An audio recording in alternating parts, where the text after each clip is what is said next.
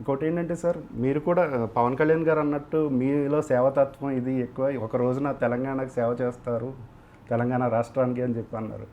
So మీరు కూడా ఏమన్నా కళ్యాణ్ గారు పార్టీలో జాయిన్ అవ్వడం కానీ, లేకపోతే పొలిటికల్గా అదేనండి, మనందరం ఏమనుకుంటామంటే దేశాన్ని సేవ్ చేయాలని, కానీ పాలిటిక్స్ ఒకటే మనం అనుకుంటాం బేసిక్గా.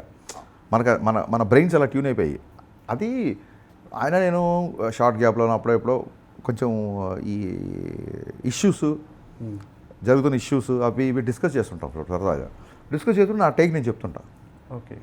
చెప్పినప్పుడు ఆయన ఏమన్నారంటే, ఆయన ప్రీ రిలీజ్ ఫంక్షన్లో ఏమన్నారంటే, ఇలాంటి ఒక వాయిస్ ఏదన్నా వచ్చినప్పుడు అది ఏ రూపంలోనో అవ్వచ్చు, ఒక ఒక ఒక నరేషన్, ఒక పర్సెప్షన్, ఒక నరేటివ్ చెప్పాలనుకున్నప్పుడు డెఫినెట్గా బలంగా చెప్పే వాయిస్ నీది అవ్వచ్చు, ఎందుకంటే నువ్వు చాలా క్లారిటీగా మాట్లాడతావు కదా అన్నారు. అంతకుమించి ఇప్పుడు పార్టీలు పొలిటికల్ అలా అసలు అంటే ఇచ్చి పడేసే నక్షత్రం ఆ డైలాగ్ని బట్టి కూడా సరదాగా సినిమాలో 100 రాస్తాం కదండి. ఇప్పుడు నేను గబ్బర్ సింగ్ తీసాను చెప్పి రోజు గుర్రమేకి ఆఫీస్కి రాను కదా, కారులోనే వస్తాను కదా. So anyway sir, thank you so much.